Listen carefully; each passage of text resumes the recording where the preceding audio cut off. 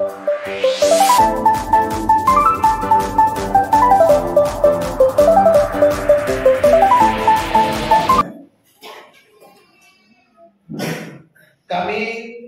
merendahkan diri di hadapan Tuhan, menundukkan hati kami di bawah tangan kuasa, menyerahkan telinga kami, hati kami, jiwa kami, roh kami kepadamu untuk diisi, untuk mendengar kebenaran firman Tuhan. Kami menyerahkan pemberitaan firman Tuhan ini di dalam kuasa Tuhan. Roh Kudus, biar Engkau ambil alih pemberitaan firman ini, agar firman Tuhan yang kami dengar menguatkan kami, meneguhkan kami, sehingga kami boleh menapaki tahun baru 2024 ini dengan penuh antusias, penuh semangat, dan penuh percaya kepada-Mu ya Tuhan, tanpa sedikit pun diragukan, sebab Engkaulah pemelihara jiwa kami. Terima kasih Tuhan, berbicaralah kepada kami. Kami siap mendengar. Di dalam nama Tuhan Yesus kami berdoa. Haleluya. Amin. Selamat pagi, shalom. Shalom. Puji nama Tuhan. Bapak Ibu saudara dikasih Tuhan, hari ini kita berbicara tentang Tuhan Sang Pemelihara. Ya, pertama-tama saya mengucapkan selamat tahun baru. Ya, tentunya selalu ada harapan baru, amin. Tidak ada kita setiap tahun baru tidak punya harapan. Sekalipun banyak harapan-harapan kita yang sudah kita lewati di tahun yang lalu belum tercapai, belum terrealisasi, belum kita rasakan. Tetapi marilah kita terus memiliki semangat yang baru terus-menerus dan percaya selalu ada harapan baru. Amin. Di dalam tahun yang baru tentu kita mempunyai resolusi tahun baru ini, ya. Ada yang mau kita bebas dari penyakit yang selalu sakit-sakitan.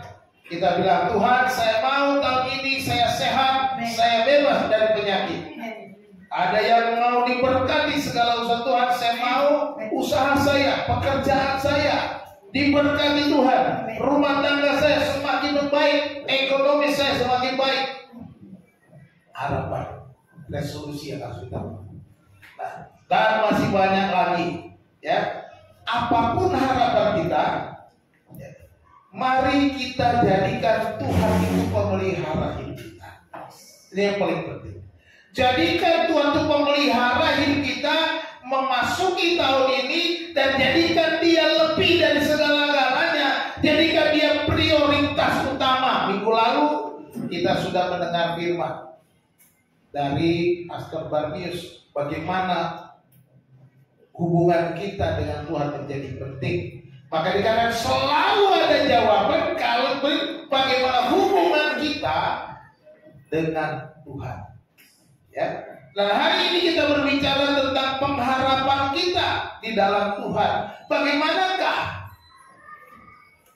pengharapan kita di tahun yang baru ini? Kita belajar dari kitab Mazmur, ya. Mazmur yang sudah terkenal, Mazmur 23. Ini ayat yang selalu saya senang sekali baca. Di dalamnya banyak kekuatan yang memberikan kita energi baru untuk bisa menghidupi kehidupan kita. Mari kita membaca bersama-sama, ya, 6 ayat pendek saja. Mazmur 23 ayat 1 sampai ayat yang ke-6. Kita baca bersama, 2, 3. Mazmur Daud. Tuhan adalah gembalaku, takkan kekurangan aku. Ia membaringkan aku di padang yang berumput hijau. Ia membimbing aku ke air yang tenang. Ia menyegarkan jiwaku. Ia menuntun aku di jalan yang benar oleh karena namanya. Sekalipun aku berjalan dalam lembah kegelapan, aku tidak takut bahaya, sebab Engkau besertaku. Gadamu dan tongkatmu itulah yang menghibur aku. Engkau menyediakan hidangan bagiku di hadapan lawanku. Engkau mengurapi kepalaku dengan minyak, pialaku penuh melimpah. Kebajikan dan kemurahan belaka akan mengikuti aku seumur hidupku, dan aku akan diam dalam rumah Tuhan sepanjang masa. Amin. Haleluya. Daud sebelum jadi seorang raja, pekerjaannya adalah seorang gembala domba dari domba-domba ayahnya. Abang-abangnya menjadi tentara dari kerajaan Israel yang pada waktu itu diperintah oleh Saul. Tetapi Daud hanya seorang anak kecil yang menjaga kawanan domba. Tetapi dari pengalaman pekerjaannya, dia menjadikan lebih daripada pengalaman-pengalaman pekerjaan, bukan hanya sekedar pekerjaan biasa. Tetapi di sana dia belajar ketika menjadi seorang gembala, bagaimanakah seorang gembala terhadap domba-dombanya. Dan dia berkata, Tuhan adalah gembala. Daud kemudian menempatkan diri sebagai domba Allah. Daud menempatkan diri sebagai domba di bawah kuasa, di bawah pemeliharaan, di bawah penjagaan Tuhan. Dan dia berkata, takkan kekurangan aku. Itu sebabnya hari ini saya mau supaya kita percaya bahwa Tuhan adalah sang pemelihara hidupmu. Engkau tidak akan pernah kekurangan. Katakan amin. Kalau kita menjadikan Tuhan itu gembala, maka ini firman Tuhan akan terjadi. Ketika kita menempatkan diri menjadi domba Allah, menyerahkan hidup kita dalam tangan Tuhan, menyerahkan hidup kita dalam pemeliharaan Tuhan, dalam penjagaan Tuhan. Tolong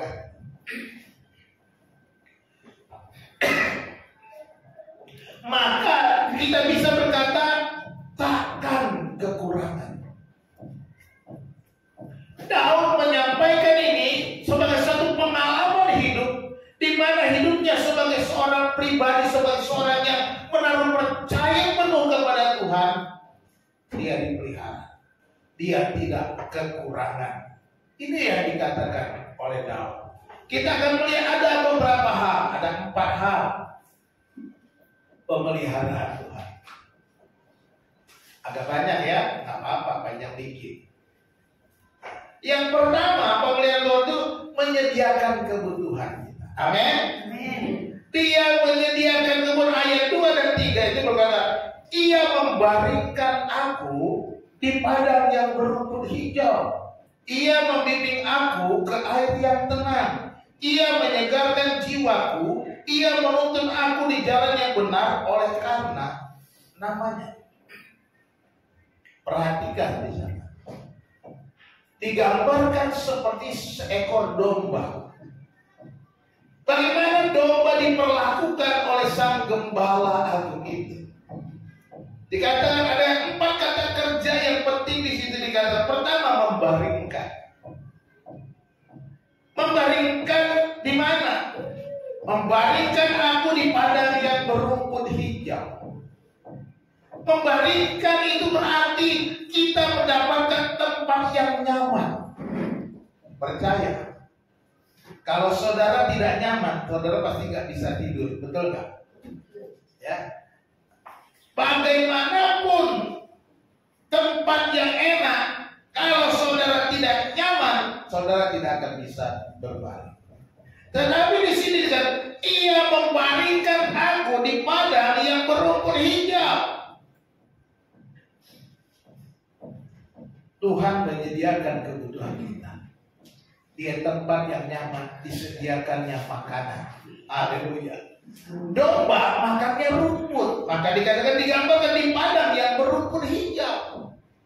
Demikian juga kita akan disediakan makanan oleh Tuhan, disediakan kebutuhan kita. Itu sebabnya Yesus berkata, janganlah kamu khawatir akan hidupmu, akan apa yang kau makan, apa yang kau minum, apa yang kau pakai. Yesus sudah mengingat, dan Yesus berkata, akulah gembala yang baik. Tuhan. Daud berbicara Tuhan itu dalam bahasa Ibrani itu Yahweh. Yahweh kemudian Septuaginta, perjanjian lama dalam bahasa Yunani, kata Yahweh ini diterjemahkan dengan Kyrios. Nah, supaya Ini bahasa Yunaninya. Tadi Yahweh, sekarang bahasa Yunani diterjemahkan Kyrios. Dan Yesus dalam perjanjian baru disebut Kyrios. Artinya apa? Yesus yang ada di perjanjian baru itu sudah ada di perjanjian lama. Dialah sang gembala dan dia berkata, akulah gembala yang baik itu. Jadi Yesus adalah Tuhan yang adalah gembala kita yang baik. Kyrios, Yahweh. Ya. Kata Yesus itu artinya Yahweh juru selamat. Gitu. Dia sang Tuhan yang sanggup. Dia membaringkan di padang yang berumput hijau. Nggak sampai di situ.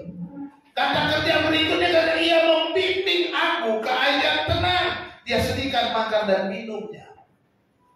Dia bimbing ke air yang tenang supaya domba itu bisa minum. Menikmati. Disediakan kebutuhannya, kebutuhan jasmaninya. Ya, perhatikan itu. Dibaringkan, dibimbing semua kebutuhan jasmani. Tetapi selanjutnya ia menyegarkan jiwaku, baru kebutuhan rohani. Artinya Yesus selalu bekerja secara lengkap. Dia selalu menyediakan hal jasmani dan hal rohani. Ini satu paket lengkap. Dia tidak akan berbicara rohani saja. Yesus tidak hanya berbicara bagaimana rohani bertumbuh, tetapi dia juga menjamin kehidupan jasmani kita. Itu sebabnya dikatakan jangan kamu khawatir. Semua itu dicari oleh bangsa-bangsa yang tidak mengenal Allah. Maka dikatakan carilah dahulu kerajaan rohani. Kerajaan Allah diutamakan, maka semuanya akan ditambahkan.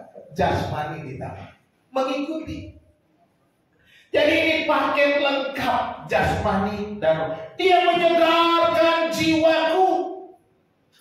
Bayangkan, Daud kembali berbicara ini bukan soal domba lagi.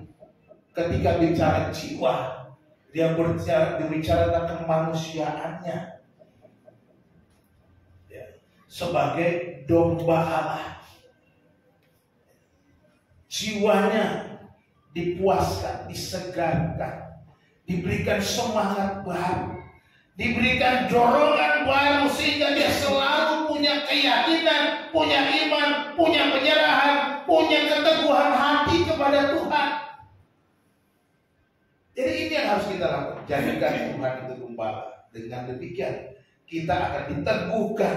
Lalu kemudian yang keempat, kata kerjanya berikutnya, dia menuntun aku di jalan yang benar oleh karena namanya. Ini hal lain. Menuntun di jalan yang benar. Yesus berkata, akulah jalan kebenaran dan hidup. Tak seorang pun datang kepada Bapa kalau tidak melalui aku. Jelas sekali. Tuhan akan menuntun jalan kita. Tuhan akan menuntun langkah kita di jalan yang benar. On the track. Anak-anak muda.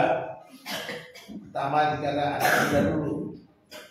Perhatikan baik-baik. Jadikan Tuhan itu gembala. Maka dia akan sediakan segala keperluannya. Dia juga keperluan jiwamu. Dan juga berbicara tentang bagaimana engkau mencapai tujuan hidup. Katakan amin. Sebab dia akan membuat engkau di jalan yang benar oleh karena namanya. Artinya apa? Dia menjamin karena namanya. Namanya agung, namanya mulia, namanya luar biasa, namanya hidup, namanya tidak dapat dibandingkan dengan segala nama. Namanya adalah nama di atas segala nama. Katakan amin. Ini jaminannya. Dia mempertaruhkan namanya, mempertaruhkan reputasinya. Tuhan itu berkuasa. Tuhan itu menyatakan aku akan menuntun kau di jalan ini. Namaku jadi sebagai jaminan luar biasa. Bayangkan kalau kita mendapat jaminan dari seorang pemimpin dunia ini, kita begitu bangga. Kata dia, mungkin dia berkata, mari aku bawa kau sana, pergi ketemu dengan si A si B. Jaminannya apa Pak? Sebut saja namaku. Wah, kita langsung semangat berapi-api. Apalagi ini suratnya ada namaku, ada capku, ada tanda tanganku. Inilah yang Yesus lakukan.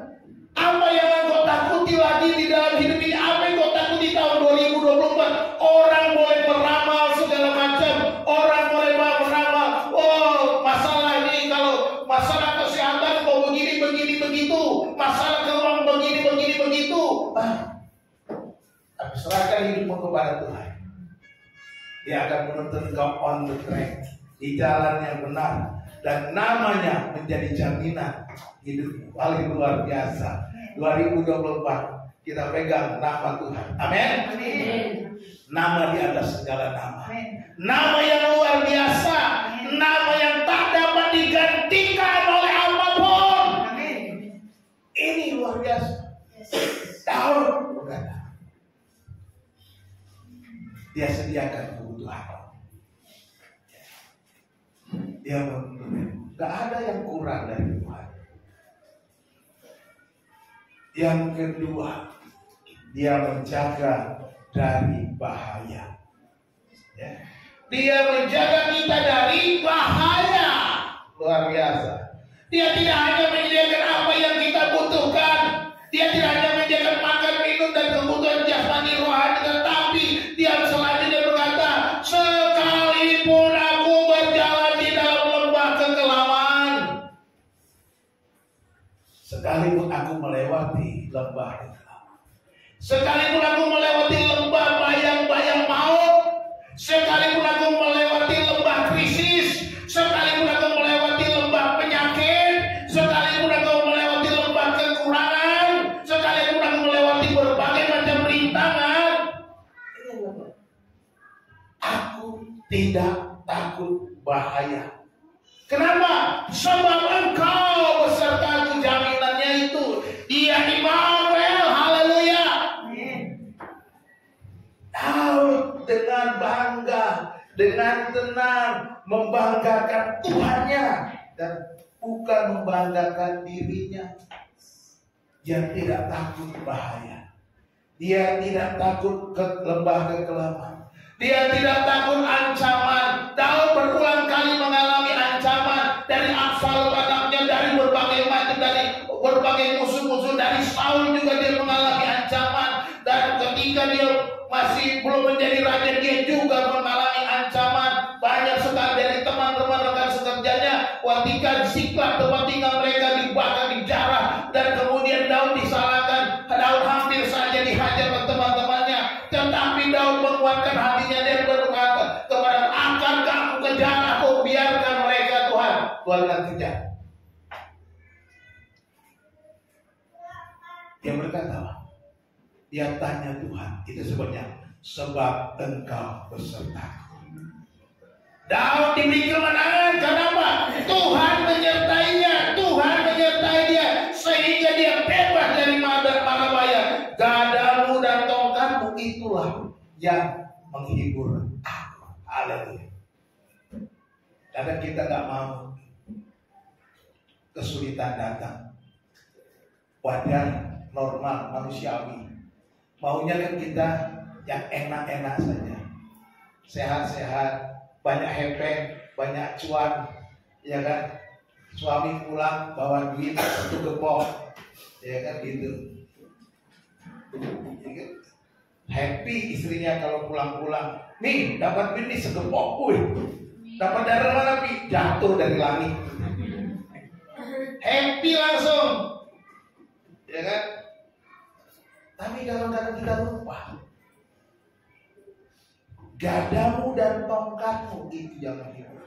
Kadang-kala Tuhan bekerja dengan cara yang unik, dengan cara yang tidak pernah kita pikirkan, dengan gada dan tongkat. Gembala itu punya gada, punya tongkat dalam menuntun jalan. Caranya, tongkat itu dipakai untuk menarik domba-dombanya yang lari, jalannya udah tarik, pakai domba, mengambil dombanya. Nggak enak, ya nggak enak, ditarik sedikit lehernya. Kadang-kadang kita berdoa, Tuhan, kok aku bermusuh lagi susah tambah susah.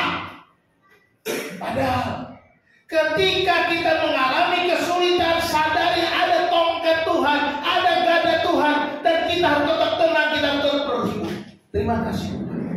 Aku percaya tongkatmu, gadamu akan menolong aku melewati lembah-lembah kekelaman, melewati segala masalah, melewati segala persoalan. Coba kita baca itu 1 Samuel 17 ayat 37. Satu orang baca. Ini ketika Daud menghadapi Goliat juga ini. Coba satu orang baca. 1 Samuel 17 ayat 37. Pula kata Daud, Tuhan yang telah melepaskan aku dari cakar singa dan dari cakar beruang, Dia juga akan melepaskan aku dari tangan orang Filistin itu. Kata Saul kepada Daud, pergilah, Tuhan menyertai engkau. Ketika Daud mau menghadapi Goliat, orang meragukan Daud karena nggak seimbang posturnya. Goliat yang raksasa tinggi besar dengan Daud yang semekor. Artinya nggak sama dengan tingginya Goliat. Jadi tentara aja nggak lolos Daud, ya kan? Nggak lolos jadi tentara, ya tingginya. Tetapi dia, Tuhan sudah menyelamatkan aku dari cakar beruang, dari cakar singa. Dia juga yang akan menyelamatkan aku dari orang Filistin itu. Daud penuh keyakinan. Karena Tuhan menyertai dia, maka dia akan lepas dari mara bahaya. Dia bisa melawan singa, melawan beruang di padang gurun, di padang rumput. Ketika dia menjaga kawanan domba dan ayahnya Isai, dia juga percaya Goliat itu gak ada apa-apanya. Karena dia tahu Tuhan menyertai dia, haleluya. Dan Tuhan akan menolong. Jadi jangan kita pernah kecewa. Ketika kita mengalami kesulitan tahun 2024, mungkin saya tidak menjanjikan saudara selalu sehat. Tapi kalau ada sakit, kalau ada masalah krisis, tetap tenang. Serahkan sama Tuhan. Percaya Dia akan menghibur kita. Tongkatnya ada, gadanya ada untuk menjaga kita. Dia selalu menyertai kita sebab Dia ada Immanuel, Allah yang menyertai kita. Dia tidak pernah meninggalkan kita. Dia tidak pernah tertidur. Katakan amin. Dia tahu ketika air matamu menetes. Dia tahu ketika hatimu tertekan. Dia tahu ketika engkau mengalami masalah. Dia tahu ketika engkau harus bayar uang sekolah anakmu belum punya sepeser pun. Dia tahu itu dan Dia akan bertindak. Dan ketika engkau merendahkan diri, Tuhan ini aku, engkau gembalaku, engkau menyertai aku, engkau berjanji aku akan melewati lembah kekelaman ini. Di sana mujizat pasti terjadi. Katakan amin. Dalam hidup kami, saya mengalami banyak persoalan, dan di sana mujizat selalu terjadi. Tuhan tak pernah terlambat untuk menolong kita. Dan dalam pengalaman saya, setelah melayani Tuhan sejak tahun 88 full time, tidak pernah Tuhan terlambat. Tidak pernah Tuhan mengecewakan. Tidak pernah Tuhan meninggalkan. Sekalipun saya merasakan seolah-olah Tuhan diam, Tuhan tak bertindak, Tuhan belum mau meninggal, tetapi Dia bertindak tepat pada waktunya. Dan di sana saya menyadari Tuhan sebenarnya tidak pernah diam. Tuhan sebenarnya tidak pernah meninggalkan saya sedetik pun. Tuhan tidak pernah lepas mengawasi saya sedetik pun. Matanya tertuju kepada orang-orang yang mengasihi Dia. Makanya 2024 resolusi yang terbaik adalah apa? Saya akan setia kepada Tuhan. Saya akan setia beribadah tiap minggu. Saya akan tetap setia kepada Tuhan. Tidak ada yang menggantikan Tuhan di atas segala, termasuk uang. Jangan gantikan Tuhan dengan uang. Ya. Uang tidak bisa memberikan apa-apa. Uang terbatas, tapi Tuhan bisa menyediakan uang. Jangan jadikan uang itu Tuhan. Seolah-olah Dia menyediakan semua keperluanmu, tapi Tuhan yang menyediakan kemuliaan. Dia menjaga engkau dari mara bahaya. Yang ketiga, supaya nggak lama-lama. Yang ketiga, dia menjaga dari musuh-musuh. Amin. Yesus berkata, kasihilah musuhmu, berbuatlah baik kepada orang yang membenci engkau. Artinya apa? Jangan kau musuhi orang. Kalau orang memusuhi kamu, itu musuh namanya. Yang maksudnya gitu ya. Jangan musuhi orang, tapi orang mungkin saja memusuhi kau. Ya kan? Tetapi ada jaminan. Ayat 5 berkata, engkau menyediakan hidangan bagiku di hadapan lawanku. Engkau mengurapi kepalaku dengan minyak, pialaku penuh melimpah. Ini juga pengalaman luar biasa dari Daud. Bagaimana Tuhan menyediakan hidangan, dia memeliharanya dan menjaganya dari musuh-musuhnya.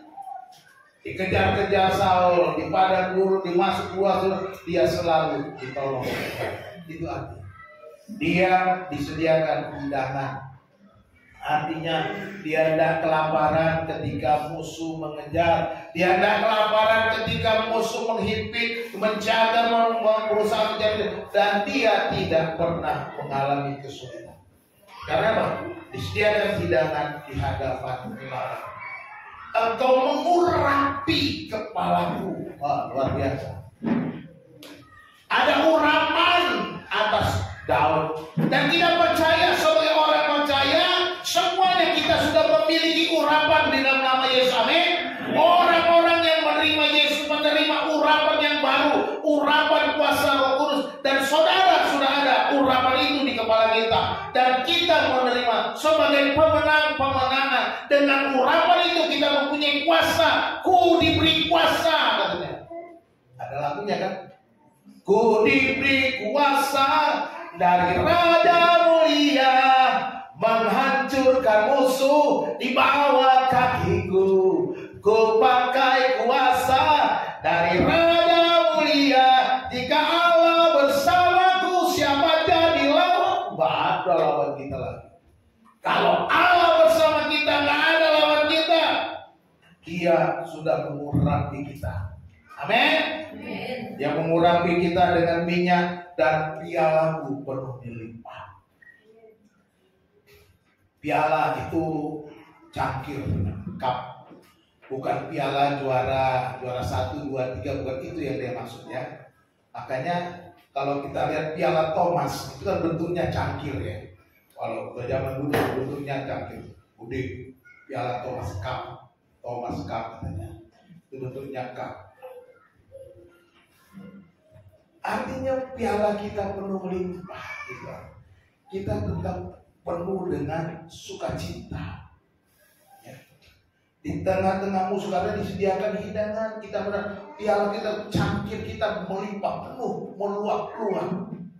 Artinya tidak pernah kekurangan di tengah-tengah musuh.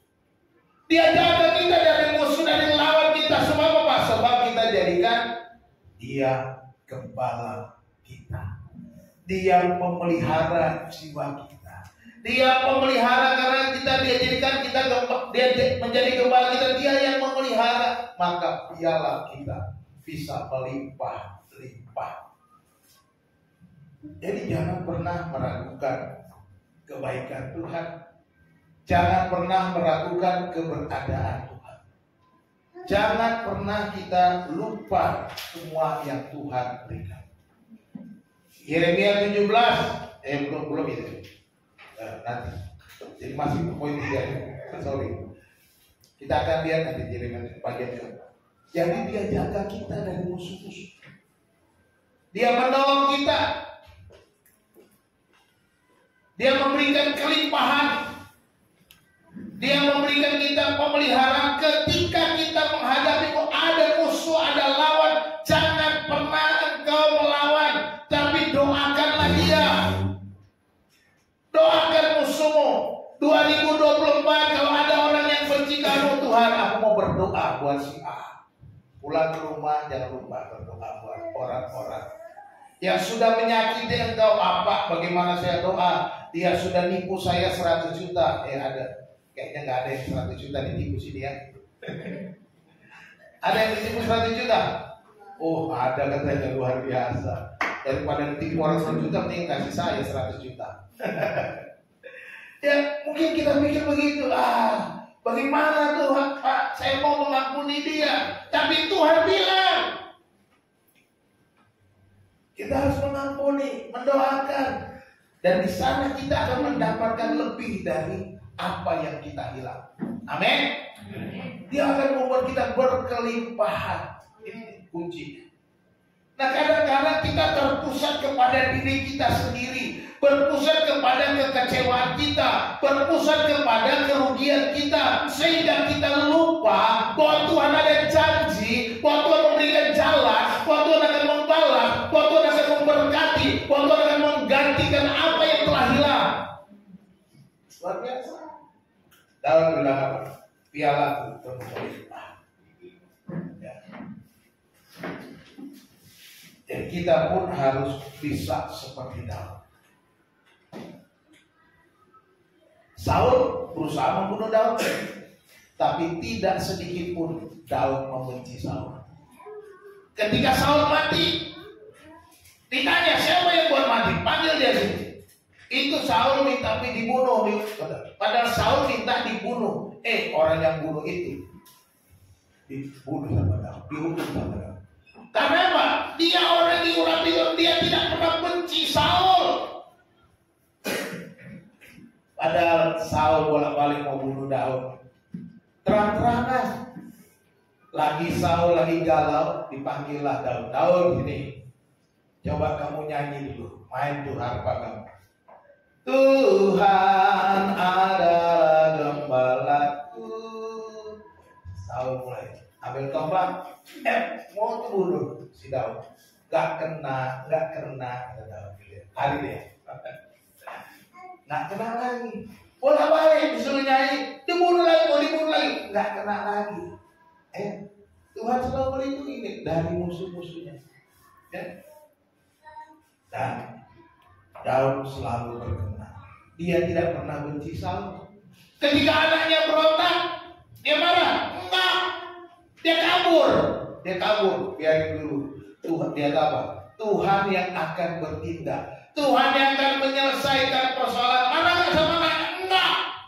Sakit hati nggak? Enggak. Padahal jabatannya direbut sama anaknya dengan cara yang salah. Tapi akhirnya Tuhan kembalikan. Ya, jadi kalau kita mau mengampuni orang lain, itu sebabnya Yesus mengajarkan apa? Sebelum kamu berdoa, pergilah dulu mengampuni saudaramu, selesaikan dulu kalau ada hal-hal yang berhubungan dengan orang lain yang belum kau selesaikan. 2024 ini jangan masuk tahun 2024 kalau persoalanmu yang lalu belum selesai. Selesaikan itu supaya tidak ada penghalang berkat, supaya tidak ada penghalang rezekimu. Selesaikan dulu. Aku mau lupakan, mengampuni. Aku melupakan apa yang dibelah. Amin. Yakin? Setuju? Lupakan itu. Utangmu lupa dulu dah. Biar Tuhan yang akan bertindak. Bisa saja nanti Tuhan gerakkan orang yang utang itu. Tiba-tiba dia datang, nih gue bayar utang, sorry ya kelamaan. Bisa.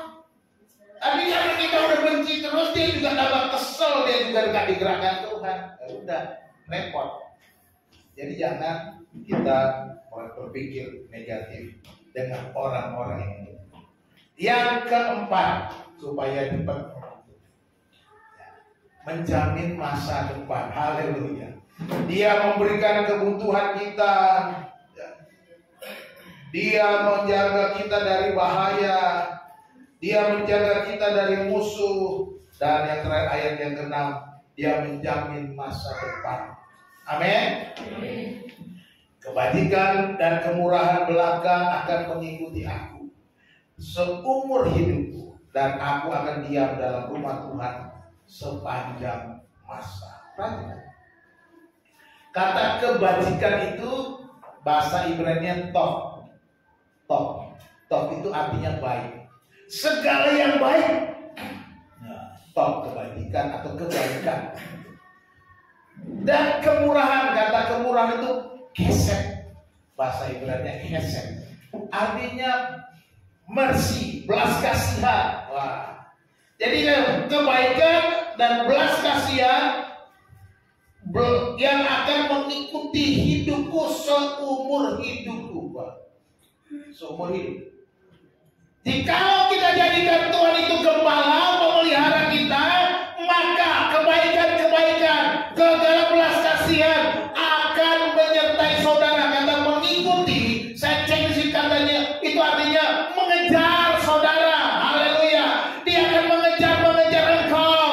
Apa yang kita perlu, kita tidak perlu cari semua kebaikan, semua belas kasihan. Orang akan mengejar kita seumur hidup. Haleluya. Luar biasa Daud katakan. Dia dikejar berkat. Ini yang kita cari. Makanya jangan kejar berkat. Biarkan berkat mengejar. Amin. Bagaimana caranya? Jadikan Tuhan itu gembala. 2024 dialah gembala keluargamu. Dialah gembala hidupmu. Dijadikan semua dia yang pelihara. Tuhan, aku mau jadikan engkau gembala. Maka semuanya kejar-kejar kita. Belas kasihan, kebaikan akan mengejar. Kata mengikuti, bukan ikut-ikut, tapi mengejar. Ya, seumur hidup.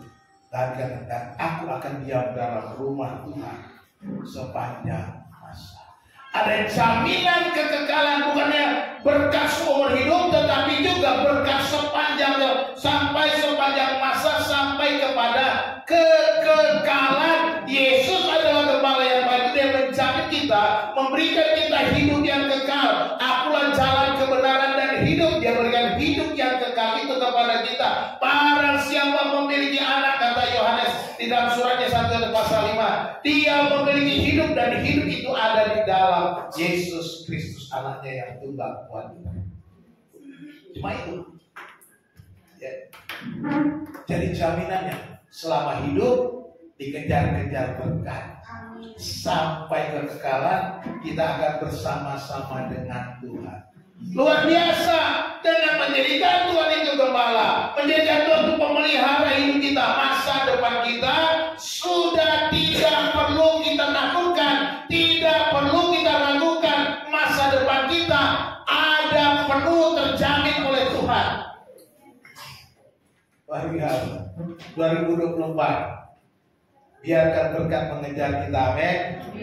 Nah, makanya saya pernah nginjilin kondektur angkot tuh, di Jogja tuh ada jalur dari Prambanan sampai ke Jogja tuh naik. Saya nyangkut,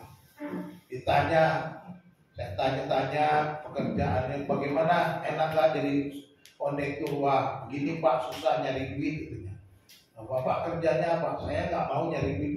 Dia kakek, kok nggak mau nyari duit? Ya biarin duit nyari saya. Kok bisa Pak? Ya bisa. Akhirnya saya mulai beritakan Injil kepada dia. Dia bingung, nggak masuk akal. Ya, nggak masuk akal. Memang nggak masuk akal.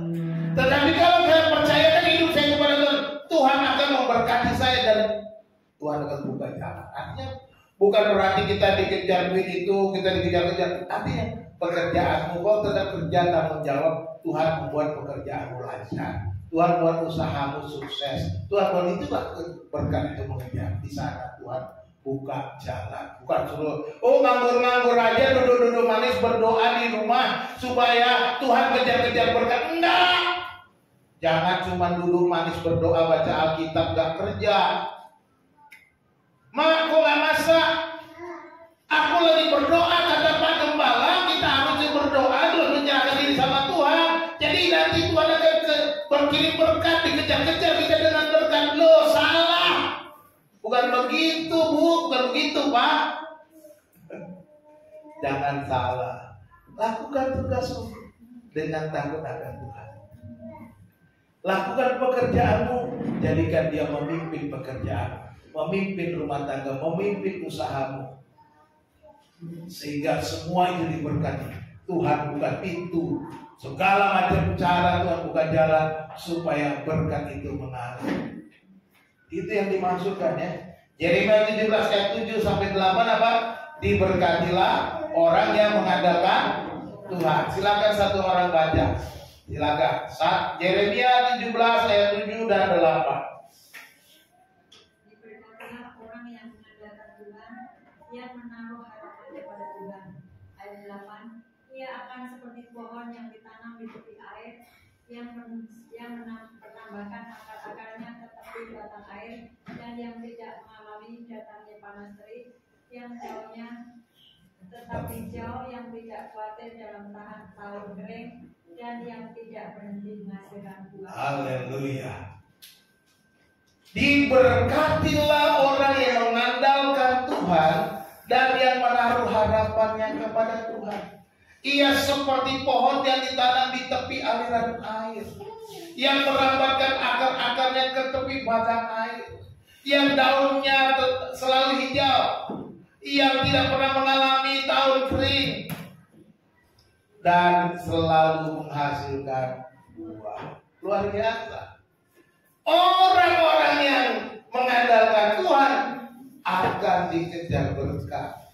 Pekerjaanmu diberkati, rumah tanggamu diberkati, cita-citamu diberkati. Karena apa? Karena Tuhan yang menjadi prioritas. Jadi 2024 harus tambah rajin cari Tuhan. Serahkan diri sama Tuhan. Supaya apa? Berkat Tuhan mengalir. Tuhan adalah gembala, pemelihara kita, ya. Dia menyediakan kebutuhan kita. Nah, kelihatan ya. Tulisannya harusnya jangan putih. Ya. Jadi kita tidak perlu khawatir bahwa Tuhan sanggup memelihara, ya. Matius 6:25 tadi, jangan khawatir apa yang kau makan, minum, pakai. Yang kedua, Tuhan gembala pemelihara. Kenapa? Karena Dia menjaga dari bahaya, ya, dari bahaya, melewati masalah-masalah krisis, kesulitan, tekanan. Kita tetap serahkan diri dalam tangan Tuhan. Masa depan kita ada dalam tangan Tuhan. Yang ketiga, Dia menjaga kita dari musuh-musuh kita, ya. Dari musuh-musuh kita, kita harus merendahkan diri di bawah tangan Tuhan agar kita ditinggikannya, supaya kita terus penuh piala. Ketika kita merendahkan diri di bawah tangan Tuhan, dan kita akan diangkat oleh Tuhan, ditinggikan oleh Tuhan. Yang keempat, menjamin masa depan kita. Jelas sekali Yesus sudah menebus hidup kita dan memberikan masa depan yang pasti selama-lamanya bagi kita. Yesus adalah jaminannya. Tuhan adalah gembala. Yesus dialah gembala yang baik. Jadikan Dia gembala hidup yang memimpin. Bagaimana menyerahkan hidup kita menjadi sebagai domba? Jangan lupa, bangun tidur, Tuhan, ini aku. Pimpin hidupku, pimpin usahaku, pimpin pekerjaan. Mau berangkat kerja, mau berangkat sekolah, berdoa dulu. Jangan lupa, jangan keloyor aja. Waduh Pak, nggak sempat doa. Kenapa? Udah terlambat. Makanya bangunnya lebih cepat. Nggak bisa Pak, habis begini pakai alarm. Nggak bisa. Saya tiap hari jujur saya pakai alarm kok, supaya saya bangun tepat waktu. Tepat. Selalu saya setel alarm saya jam 4 pagi saya sudah bangun. Mau tidur jam berapa, bangunnya jam 4 pagi. Mau ngantuk jam berapa, bangunnya jam 4 pagi. Jam 4 pagi baca Alkitab, baca renungan, berdoa. Sudah. Akhirnya kita harus selalu lakukan itu. Itu tandanya kita menjadi dombanya Tuhan. Tapi kalau kita bangun tidur, kita ngantuk, aku udah terlambat, sorry ya. Nanti tolong aku bantu gini-gini. Itu namanya kita yang jadi kepala, yang kita atur-atur. Kita jadikan Tuhan jongos. Bukan begitu. Kita yang hamba kok kita malah ngatur. Lalu senyum-senyum aja sih buat kita. Cuma kenapa? Kasihan. Ini anak gua bandel banget, ya. Bandel banget, nggak sadar-sadar, udah dikorbanin sama pendeta, nggak tobat-tobat. Tapi Tuhan bilang sayang. Tapi kalau mau tobat, sekarang lah tobatnya. Jangan cuma minta berkatnya doang. Ya, jangan cuma kejar berkat. Apa yang kita kejar? Tuhan. Kejarlah Tuhan, maka berkat akan mengejar. Amin. Kita berdoa. Segala puji hormat syukur kepadamu Tuhan. Kami boleh membaca sebagian firman Tuhan, belajar dari Daud yang menjadikan Tuhan gempalanya, pemelihara hidupnya, menjadikan dirinya sebagai domba di bawah kendali Tuhan. Ini kami Tuhan, kami domba-domba. Kami gembalaan umat kawanan domba, gembalaanmu sendiri ya Tuhan. Kami berserah. Kadangkala kami lalai, kadangkala kami mengikuti jalan kami, pikiran kami sendiri. Kadangkala kami keliru. Tapi Tuhan, kami bersyukur kami memiliki gembala yang baik, gembala yang mengasihi, gembala yang penuh dengan perhatian, yang menjaga kami, memelihara kami, menyediakan kebutuhan kami, menjaga dari bahaya, menjaga dari musuh-musuh, bahkan memberikan masa depan yang terbaik. Tuhan, biarlah hari ini menjadi hari yang baru, komitmen kami untuk kami memasuki tahun 2024, menjadikan Tuhan gembala kami, sehingga kami berserah penuh tiap-tiap hari, menyerahkan hidup kami, rumah tangga kami, anak-anak kami, pekerjaan kami, sekolah kami, apapun yang Tuhan aktivitas kami serahkan di bawah kendali Tuhan.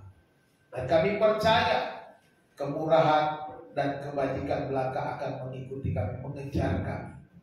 Terima kasih Tuhan, hamba-Mu berhenti berbicara. Bapa, Roh Kudus, Engkau yang terus berbicara kepada kami.